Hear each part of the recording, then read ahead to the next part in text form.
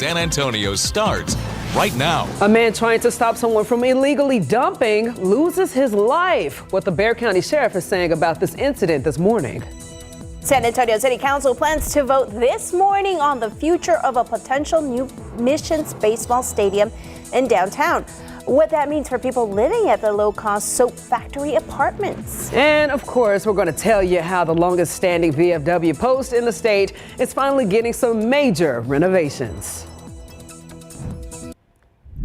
Hey there, good morning. It is Thursday, September 12th, and we are 10 days till fall. 10 days to fall, something we're very excited about, but apparently the summer is just like not so fast. Hanging on. Let's get to the meteorologist Justin Horn right now. Justin, man, he's going to let us feel it, right? For sure. Summer's not going out without a bang here. We're hoping this is summer's last gasp, but I got to warn you, temperatures are about to really crank up next few days. And we're going to see that heat index drift up above 100. So any outdoor plans this weekend, this is something you want to keep in mind. Let's take a look at the numbers right now. 73 in San Antonio. Okay, that's not bad. We can deal with that. We'll start off in the mid-70s this morning. There will be 60s up in the hill country. But once the sun comes up, I'm not expecting a lot of clouds this morning. These temperatures will race upwards pretty quickly. So our forecast by 10 a.m., 82, 91 at 1 o'clock. We're at 95 this afternoon. And with the humidity we have in place, probably feels more like 96, 97 at the end of the day. Let's look at the weekend forecast. As you get set to do all your plans this weekend, here's what you can expect. 97 Friday, 97 Saturday. Those are our two hottest days. In both days, I think we'll see heat indices jump up above 100 during the afternoon. Then on Sunday, maybe a little cooler. We'll get a little more cloud cover. And there's a very, very small chance of rain, and that continues into early next week. We'll talk about that. Plus, Francine has moved inland weekend, but it's going to be a big rainmaker. We'll show you where the rain falls with Francine, too. That's coming up in a couple minutes. But let's check in on traffic. It's early. Any issues out there? Not yet. I was looking at TxDOT, and so far it's only reflecting a lot of construction zones right now. But of course, there's one as you speak. And of course, we're looking at not too many troubles happening on the roadways. But you already know the one and only person who would know that would be our boy, Alex Gomez. Good morning, Alex. Of course, you know RJ is off today, but if he was here, he would say Happy Friday Eve. Oh, yeah, he says Eve. I say Happy Friday, Junior. Jaffney, good morning. Right now, I'm not seeing any major slowdowns right now besides the fact that we have those construction zones still wrapping up. So be aware for those slowdowns in those areas. But right now, no accidents to report. Right now, I am at the northwest side at the Crossroads interchange. And like you said, 10 days till fall, but 1 day till Friday. That is definitely some great news right there, Alex. Thank you so much. We'll check back in with you throughout the show. All right, trending right now on KSAT.com. This morning, investigators say a man trying to stop someone from illegally dumping was killed. Now the Bexar County Sheriff's Office is looking for the suspect. All of this started at a car lot near Highway 87 and Foster Road late yesterday. Investigators say workers at the lot saw someone in an orange Dodge truck illegally dumping on their property. So they say some of the employees took it upon themselves to follow the orange truck. Bexar County Sheriff Javier Salazar believes both the employee and suspect were shooting at each other while driving. One of the employees, a 36-year-old man, later crashed on the northbound lanes of 181 just inside 1604 and died. Right now, it is unclear if the man that was killed was from the crash or a bullet. I can see where somebody would take offense, extreme offense to somebody dumping illegally on their business. But, you know, following them, especially when you know that person is armed, certainly does escalate things. And Sheriff Salazar says if you ever see something illegal happening, get information to give to law enforcement, like a suspect's license plate number. The driver of the orange truck are still on the run. If you have any information, call the sheriff's office. Switching gears now, batter up. The city council is scheduled to vote this morning on the broad strokes of a plan for a new minor league baseball stadium in downtown San Antonio. The $160 million Missions Ballpark project relies on developing the surrounding area along San Pedro Creek as well. That development would create new tax revenue to help pay for the stadium's construction. But it would also force out residents of the low-cost soap factory apartments in waves over the next 5 years. Though the developer and the city city officials say that there is a plan to help displaced residents. Soap factory tenants have called for the council to hold off on today's vote. Well, San Antonio residents say bad crashes on Castroville Road have become way too common. We've been telling you about these safety concerns at the Westwood Square neighborhood for nearly a year. The city says by the end of this month, it's expecting to finish two things in this project. First, the traffic study and the design of a permanent traffic light. Neighbors say change can't come soon enough. Whatever traffic study recommends, we will go to the community, get input from community, and implement. Now, this is the same intersection where the pedestrian bridge once stood. The city expects to start construction on that traffic signal by the end of the year. This morning, Tropical Storm Francine is hovering near the New Orleans area. The storm slammed into the Louisiana coast as a Category 2 storm that knocked out electricity to more than 250,000 customers and threatened widespread flooding. Francine was packing top sustained winds near 100 miles per hour. Louisiana has activated more than 2,000 National Guard troops, with some areas bracing for 10 feet of storm surge. Thousands of homes and businesses throughout the region are without power. The National Hurricane Center urged residents to stay sheltered overnight as the weakening storm churns inland. Vice President Harris heads to North Carolina today, kicking off what she's calling her New Way Forward tour. Meanwhile, former President Trump heads to Arizona. Trump is still facing criticism for a comment during the debate about Haitian immigrants eating people's pets. The two candidates shook hands at the September 11 memorial yesterday, but soon got back to campaigning. I think today was a good day, and it kind of was. I enjoyed it. Are we going to do a rematch? I just don't know. We'll think about it. All right, well, Harris picked up Taylor Swift's endorsement after the debate, but J.D. Vance is downplaying Swift's announcement, saying, quote, I don't think most Americans, whether they like her music or are fans of hers or not, are going to be influenced by a billionaire celebrity. All right, it is 5:07 right now. We got 73 degrees outside, so feeling good.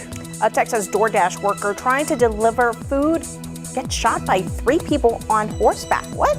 We'll hear from that worker and what led up to the incident. VFW Post 76 here in San Antonio is the longest standing VFW post in the state, but it has needed some TLC after all these years. You can find out who's stepping in for some major renovations. All right, let's take a look at live cam right now. Beautiful day out this Thursday in San Antonio. We're going to tell you how quickly things are going to heat up today. Coming up. Good morning, San Antonio. Welcome back. It is 5:11. This is VFW Post 76 here in downtown San Antonio, which also happens to be the longest standing VFW post in the state. And they also have really good music on Fridays. Oh, okay. The historic home was built in the late 1800s. Now it's getting renovated. The roof of the historic home was in the worst shape. The post was able to repair 4 or 5 sections of the roof for about $34,000. That was thanks to help from the family who previously owned the home before selling it to the VFW after World War II. We need to have this place here because when you're able to see 2 different generations, 3 generations of a gap of veterans talking, the younger one and the older one, it's breathtaking and it's reverence. It's like there's so much respect there. Post 76 is trying to secure a federal grant as well as one through Bexar County to continue with a needed facelift to the oldest and longest standing VFW post in the state. All right, but the post isn't just relying on grants, which is why they are having a fundraising events like the one coming up this Saturday. They're throwing the Lobsterpalooza Riverwalk Festival. They're going to have food, drinks, vendors, and live music from noon to midnight. I've been there once, and you're not kidding about the music. It was awesome. Okay, so we're gearing up for this year's Head for the Cure 5K. It will be in a couple of weeks on the 28th at the Providence Catholic School. You can register right now, of course, by scanning that QR code that you see right there on your screen. I know a lot of people like running. Let's run for a great cause. It's going to take you directly to the website to register. If you scan that QR code, proceeds for Head for the Cure will go to brain cancer research. For more information, just visit ksatcommunity.com. Time right now, 5:12, 73 degrees out there. Next, we hear from a DoorDash worker after he says 3 cowboys on horses started shooting at him. All right, taking a live look outside. Alex Gomez out there on the roadways. Things looking good. We're going to check in with him coming up in just a little bit. All right, good morning, 5:15. Welcome back. Okay, this is a bizarre story. A Texas DoorDash driver wants justice after some men on horseback blocked a road and then shot at him. New video just released shows the incident that happened this past weekend on south of Houston. You see the horses right there. I just can't. You can't believe it. Well, check this out. Police say the DoorDash driver was trying to deliver an order in Rosharon, south of Houston, when he came upon 3 cowboys on horses. The driver, Matt, says they wouldn't let anybody pass and blocked both lanes of the rural road. Now, when he tried to go around, that is when things got tense. One of them dismounts off their horse. Another rider got to my right and blocked me off. And then the guy who gets off in front of me said he was going to pop my right here. Man, the driver then heard a loud noise that ended up being a bullet that shot into his car. The bullet did make its way through the back seat, but fortunately it did not hit Matt, the driver. The Fort Bend County Sheriff's Office says that it's still still investigating. DoorDash also issued a statement saying that the company hopes the suspects are caught. I would like to think that they'd be caught easily. I mean, you can only go so far with And how often do you encounter someone on a horse on the road? Exactly. That's bizarre, man. And speaking of the roadways, we don't have any horses out there today, thankfully, because traffic is moving smoothly. We don't have any crashes to report, but again, we did mention earlier that there were a ton of different construction zones and construction spots happening up right there at 410 and Blanco Road. You're looking good. I-10 at the Y looking good as well. So let's get out to the grounds with Alex Gomez. Alex, man, are you seeing anything? Yeah, well, definitely no horses, Jaffney. We do have some Ford Mustangs out here, but yeah, no accidents to report right now. Right now, I'm driving on the north side, 1604 eastbound near Redland Road, and right now, road conditions are great. Dry roads this morning, so not too much to worry about, Jaffney. All right, Alex, go ahead and stop and get you some coffee while we're having a peaceful day on the roads right now. This is your chance. Yes. All right, Justin. Yep. Things are going to heat up today. They are.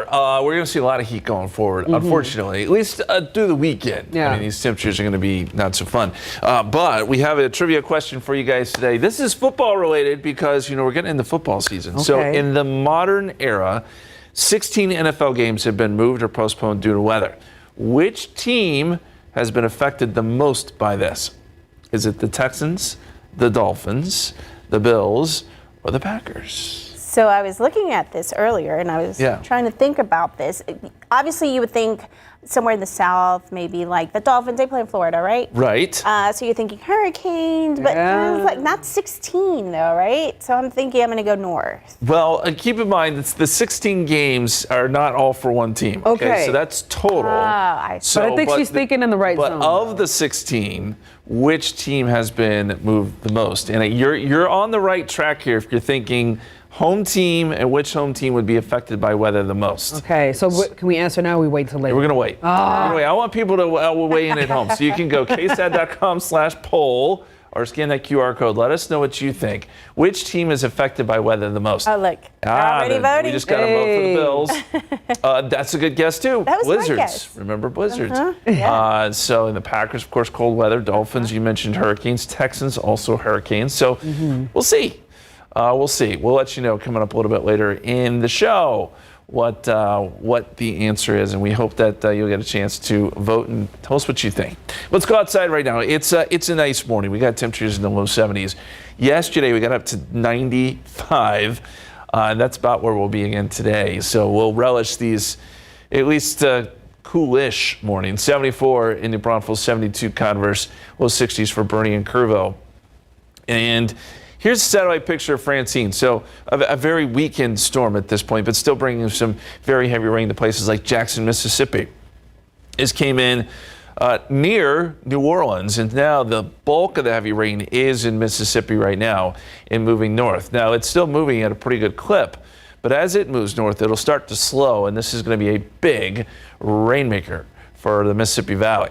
Right now, winds are at 45 miles per hour. This is still technically a tropical storm, but as I said, it is weakening pretty quickly here, moving northeast at 12 miles per hour. And the track will continue to take it off to the north. Depression probably later today, and then it's just sort of a remnant low that's going to bring rain to parts of Arkansas, Missouri, and Tennessee going forward. As much as 5 to 7 inches in some cases, as this thing kind of lingers over the next, I'd say, 3 to 5 days. So even places like Nashville, Atlanta, they're going to end up getting some rain out of this. But notice it's all east of us. So we're missing out on the rain by and large. And our forecast is pretty quiet going forward other than the heat. So we got 97 coming up tomorrow. That's near a record. The record for Friday, by the way, is 100. So we're in range. The heat index will be over 100. 97 Saturday, partly cloudy. On Sunday, we get a little bit more cloud cover, and I'd say late on Sunday we may have a chance for a shower. But we're going to put our highest rain chances, if you want to call them that, on Monday, 20%. That's as some Pacific moisture works in. Honestly, it doesn't look all that promising.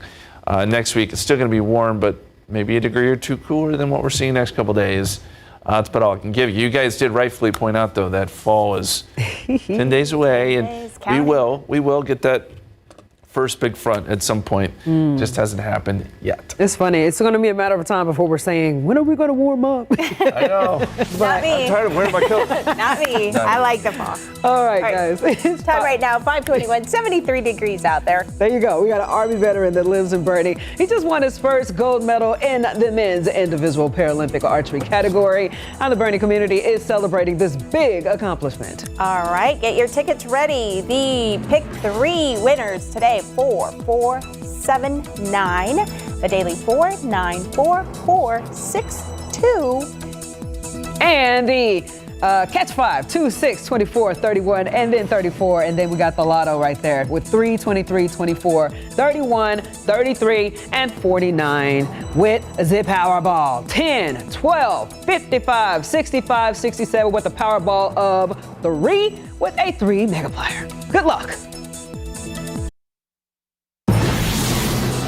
All right, a big welcome home, not only for a military hero, but a gold medal winner. U.S. Army veteran Jason Tabansky lives in Bernie and just won his first gold medal in the men's individual Paralympic archery category, Jaffney. And then the Bernie community gathered to celebrate this big accomplishment. Our very own gold medal Paralympian Jason Tabansky.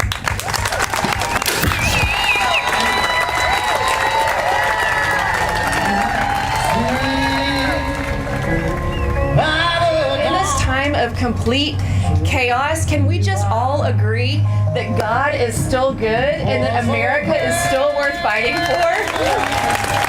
Not only being who you were on the world stage for Bernie, but for all of our kids who got to witness and be a part of your story. I wouldn't be here if 8 years ago, when I was an inpatient at the VA, some crazy guy approached me and said, "Hey, you should try adaptive archery." And I said, "Man, you're nuts. I'm never going to be able to do that." And 2 other crazy guys said, "We don't ever want to hear you say never."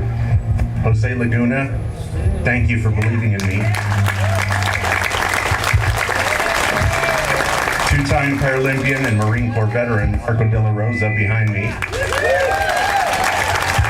And Josue Lopez sitting over here to my left. They found a way to strap me down to this chair, taught me how to shoot, beat up on me for the first couple of years, and then eventually let me fly and be where I am now. It really is an honor to be able to spend this moment with you. So this is for you too. And you have proven to all mankind what we know in Texas, that it is not our challenges that define us, but rather how we rise above them.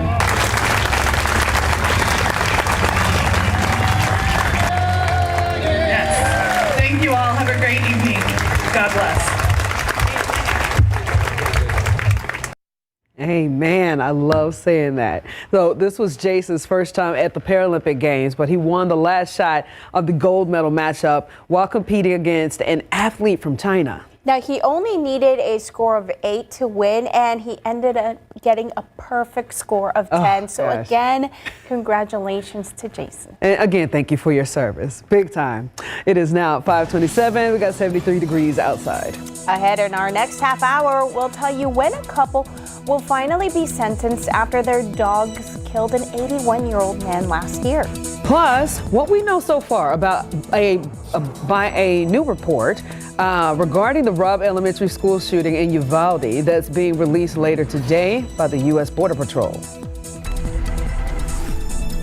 And coming up later this morning on GMSA at 6, the images are devastating. Wildfires are tearing through parts of the U.S. They're causing thousands of evictions and heartbreaking destruction. We'll take a look at the areas hardest hit. A new report of the Robb Elementary School shooting. What we know so far about a Border Patrol report set to be released later today. Plus, when a local judge is expected to decide a punishment for a couple whose dogs killed an 81-year-old man last year. And this September is Baby Safety Month, and so many child injuries are preventable. A Child Protective Services shows us free resources available to all parents. Hey there, good morning. It is Thursday. That means it is Baby Friday. Hey, Baby Friday. Look, I like that. Look, for a second, my brain kind of farted. I was just like, baby safety awareness. Other was like, baby Friday. I got it. It's Baby Friday. Keep you on your toes here. We're so close. We are. So and close. Technically, we're in, I guess you would say, baby fall. I don't know. Not the way these temperatures are. Right. We had like 2 days of baby fall, and then it's back to no fall at all. Big boy summer, that's what woke up. Yeah. Pollen count, this is from yesterday. Molds are moderate, 600. Fall is moderate. These numbers are actually coming down from where they were. They were in the high category for a long time. So this is actually a little bit better. We'll see where we end up today. The pollen count comes in at about 2 hours or so. And we'll get it to you as soon as we have it. It's on our website, too. You can check it out there. Forecast for today. You should get out the door this morning. Temperatures in the low 70s. It feels okay. But this afternoon will be awful hot. Mostly sunny skies. After school practices will be rough today. 95 is where we end up, but it'll feel a little bit warmer than that. Probably 96, 97 for that feels like number. And unfortunately, it gets a little bit worse. Very quickly, I want to show you the rainfall for the year. We're at 21.29. We are now back below average and falling further behind, nearly an inch now. We can certainly use some rain. There is a little bit, and I mean little bit, in the forecast coming up late in the weekend and early next week. We'll show you that forecast coming up, but let's check in on traffic now, get you out the door this morning. Hopefully no big issues out there, guys. Yeah, we're still looking good, man. Everything smooth as could be. If you're out and about, please keep that commute as safe as possible. That's I-35 and I-37. Of course, things are looking great there. I-37 southbound, or excuse me, Southton Road. There you go. That's looking good as well. And then Loop 410 and Blanco Road looking great as well. Let's get to Alex Gomez out on the roadways right now. Of course, the eyes on the ground, letting us know exactly how our commute is looking. Yeah, good morning, Daphne. Right now I'm checking out the northeast side, and we do have that usual construction delay happening here in between about Topperwine back to about Olympia Parkway this morning. So only one lane open on the left side, and you can see they still haven't really picked up those barrels yet, so they're still going to be working. So I would expect this to be here still for the early 6 o'clock hour, Daphne. All right. Thank you so much, Alex. Stay safe out there. Later today, the United States Customs and Border Protection says that it will release a report of how the agency responded to the May 2022 shooting in Uvalde. A U.S. Customs and Border Protection official said that the agency's Border Patrol Tactical Unit exchanged gunfire with the shooter. While a name has not been made public, it's been reported that a U.S. Border Patrol agent killed the shooter. Meanwhile, the Uvalde Police Department is taking disciplinary action against a staff member. This is related to a botched records release from the Robb Elementary School shooting. We don't know the staff member's name, but we do know that that person is on paid leave. Last month, a district judge ordered the city of Uvalde to release records like 911 calls, radio transmissions, and body camera footage to several media outlets, including KSAT. 2 days after that initial release, an officer told Uvalde Police Chief Homer Delgado their videos were not included. So Delgado ordered an audit and the department services or servers, which uncovered the additional clips. We still have questions about those clips, how many of them were found, and when they'll be released. We don't know. A spokesperson with the police department told us that he doesn't have those answers just yet. This morning, we are one step closer to finding out how a couple will be punished after their dogs killed an 81-year-old man last year. The judge who will decide the punishment for Abilene Schneider and Christian Moreno finally heard the last bit of testimony. Now, it was video of police interviewing Schneider yesterday. You could hear her telling detectives that she and her husband, Christian Moreno, did everything Animal Care Services asked them to do. She said the dogs were never aggressive, but then talked about times that the dogs were aggressive with each other. In February of last year, 2 of their dogs attacked 81-year-old Ramon Najera, seriously injuring his wife, and bit a neighbor and a firefighter. The couple will be sentenced next Friday on the 20th. The defense is asking for probation, but the state wants the maximum punishment of 20 years in prison. This morning, a new report reveals abortion rates across the United States dipped after Florida's 6-week abortion ban was put in place. According to the new research, monthly abortions in Florida were cut by more than 30% on average. There were about 5,400 abortions across Florida in May and June, and that number was down from more than 8,000 procedures a month in the first 3 months of the year. Nationwide, the monthly abortion rate average fell about 7%. There will be extra security on Capitol Hill this coming January 6th. That is when members of Congress meet to certify the electoral votes from the 2024 presidential election. It will be the first election certification since the U.S. Capitol attack of 2021, and this time there will be more officers on the ground, broader security perimeters, and technology to detect potential materials used in weapons of mass destruction. The FBI will also monitor for threats around the event in the months prior. All right, thanks so much for waking up with us. It is 5:37 right now, and if you're walking outside, it's going to feel really good because we're looking at 73 degrees. Enjoy it while you can. Yep. It's Baby Safety Month, so we are hearing from CPS child safety specialist who is bringing awareness to the 2 most prevalent types of fatalities that they see far too often. Live cam right now. Good morning, San Antonio. Again, thanks so much for waking up with us. Things are looking great outside right now. And of course, we've been talking about how we're 10 days out from fall, but again, apparently it won't feel fall-like for the rest of this week. We're going to get into that and so much more after this. Welcome back. It is 5:40. September, Baby Safety Month. And it may sound like a no-brainer, but so many child injuries are preventable. And there are free resources you might find helpful. So we turn to the State Department of Family and Protective Services for some help. The most common fatalities that we review are co-sleeping deaths and drownings. Those are the 2 most prevalent types of fatalities that we see. Kids don't come with an instruction manual, but there are groups and resources that can help. This is a look at the Child Protective Services website. It's quite helpful. From safe sleeping to warnings about sit and shaking a baby, even a list of ways to help calm a crying baby. The newborn and infant period is so vulnerable. Raquel Galvan is a child safety specialist with CPS. She reviews high-risk cases and deaths for children under 4. I think that parents genuinely have the best intentions when it comes to their children. Of course, nobody wants anything to happen to their child. So I think that with the resources that we have available and that we continue to have these conversations about safety as little reminders, that will help all of us as a community keep these children safe. All right, and coming up in the next hour, we're going to take a look at some everyday dangers for kids in cars. Time now, 5:42, 73 outside as we speak. You'll want to stick around for a little pet. But this little pet, look at how cute. And you got to pet him. I did. He was precious. Who really needs to be adopted over at the Animal League Defense League. Once in a lifetime is never enough. Never enough. For the ring finger, for every finger. For right now, for the future. For all the joy, the love, the warmth, the brilliance. For all that is beautiful in life. For all the precious moments. For anywhere. Anywhere. And everywhere. For all the right reasons. Or just because. Diamonds, diamonds, diamonds. For all who love. Pandora, lab-grown diamonds.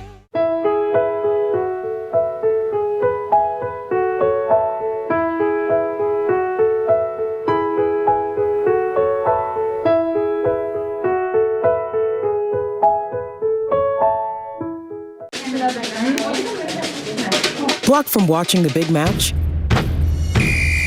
Save the day by using the Bank of America customized cash rewards card and choose to earn 3% cash back on online purchases, like live streaming.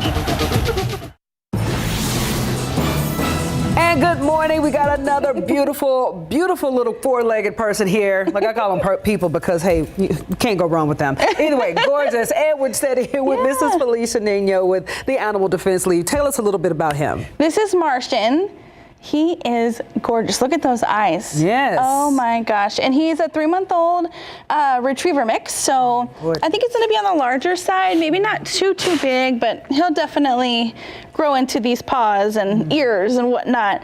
But he is super sweet. His sibling has already been adopted, so he is still waiting for his forever home. I know, baby. It's Get okay. The little wine. Yeah. Well, he is definitely gorgeous. And if you look at his eyes, they're really, really beautiful, like a hazel-looking color. So he seems like a very mild-mannered little pup over here. Is he real chill, or does he? He's been pretty. He'll definitely get his little spurts of energy, as any puppy will.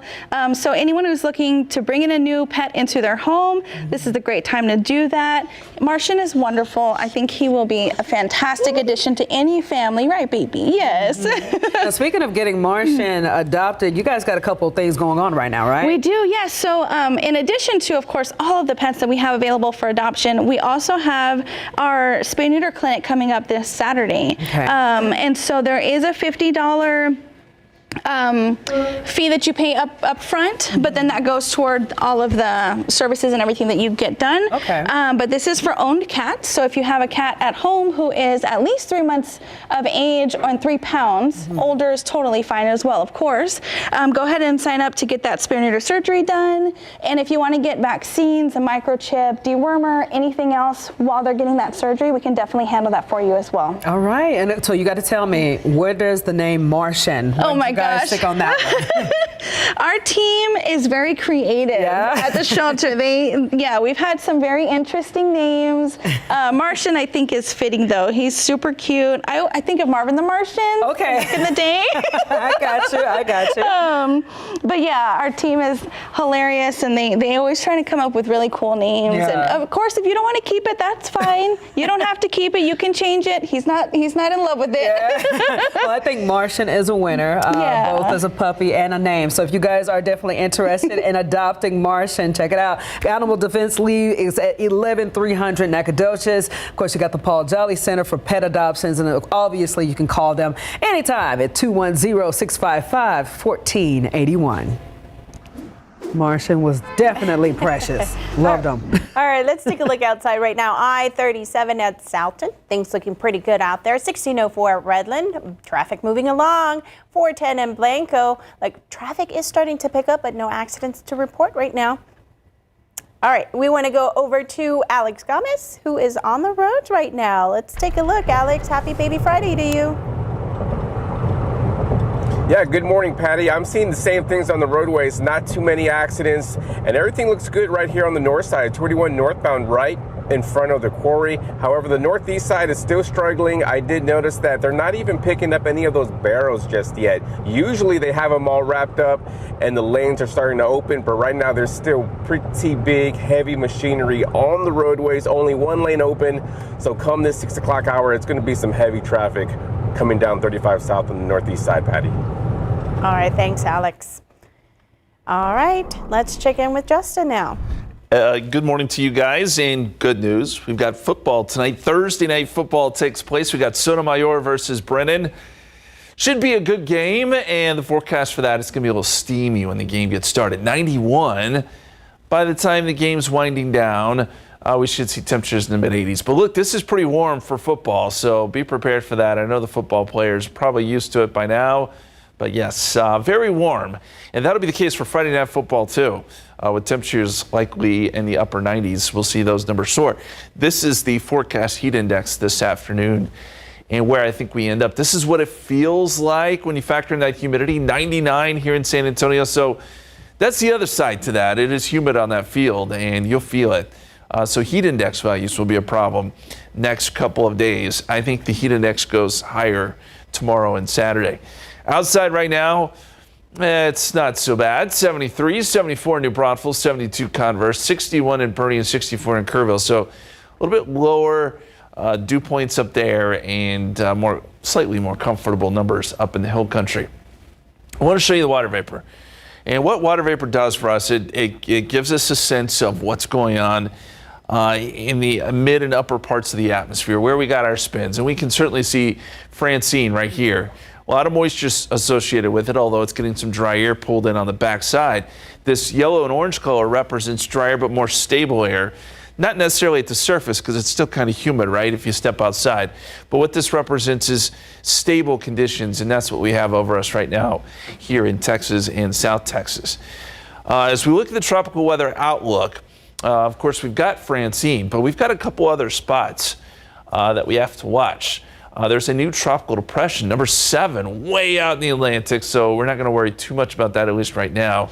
A couple of other spots with low chances, low probability of development. Same right there on the East Coast. Bears some watching, but this certainly would have no impact on us. It's actually what's going on in the Eastern Pacific that I want to watch most closely. 80% chance of development here. This could become Ileana. If it does, some of that moisture may actually spread up into parts of Mexico and may get pulled into Texas as we get into Sunday and Monday. That would give us some small rain chances, not huge rain chances, but this is actually the time of year where we do look to the Pacific to give us moisture, almost more so than, say, the Gulf of Mexico or points east. A lot of times this can give us some good rain events. This one, I think the rain chances are going to be relatively low, but as we go forward, something to watch. What develops out in the Pacific can have a bearing on our forecast. This is the rainfall potential over the next 7 days. And you can see the heaviest of the rain will be to our east. This is all associated with Francine. She's going to stall and bring in lots of moisture to the south and east. Yeah, there are some chances, small chances of a little bit of rain here, as we said, as some of that moisture gets pulled up into Texas. 97 tomorrow, 97 Saturday. Those are our hottest days. 95 Sunday. I will add in more cloud cover to account for some of that moisture moving in. And then maybe we get a couple showers late Sunday, more so into Monday, and perhaps Tuesday. Nothing to write home about, but it is something. And we're still waiting on some cold fronts. Where are you? Well, the mornings look good, though, right? 70s, that's not too bad. It's not horrible. It's not horrible. All right. Thank you so much, Jeff. You got it. Time right now, 5:53, 73 degrees out there. Up next, we got some new video that's showing legendary rocker Bon Jovi, who was in the right place at the right time for one woman in Nashville. All right, welcome back. Well, check this out. This video just released by Nashville police. It shows a woman who had climbed over the railing at the bridge and is looking down into the water below. Yeah, but at the same time, on the other side of the bridge, get this, music icon Bon Jovi was doing a photo shoot. Talk about being in the right place at the right time. Bon Jovi, he spots her and then he walks over with another woman, and they ended up talking her off the ledge, comforting her, and then again convinced her to come back over to safety. Bon Jovi then takes her arm and helps lift her safely over the barrier before giving her a hug. During this, someone on his team called 911, and they all waited with her until paramedics arrived. So again, that right there, and I bet, you know, if anything, that changed her life in multiple ways. So. Yeah, changed her life, changed her mind, and then she look up and it's a celebrity. Like, what? Like you not expecting Bon Jovi to come to your rescue. Man, so thankful for his actions there. All right, here's a look at what's coming up on GMSA at 6. Now is the time that we're going to stay off of the roadways. Stay home and stay put. Francine is bringing high wind, heavy rain, and a life-threatening storm surge, where forecasters say it is heading next. Plus, how did a 5-year-old end up behind the wheel of a car? That is something a lot of you are still asking this morning. It's a story that has been trending all night on KSAT.com, and we have the latest. Looking at Drive Cam right now, our roads looking clear. Alex Gomez on the move right now, and of course, he's going to keep you guys updated as far as what your commute is looking like throughout the morning. We got so much more coming your way. Stick around with us on GMSA.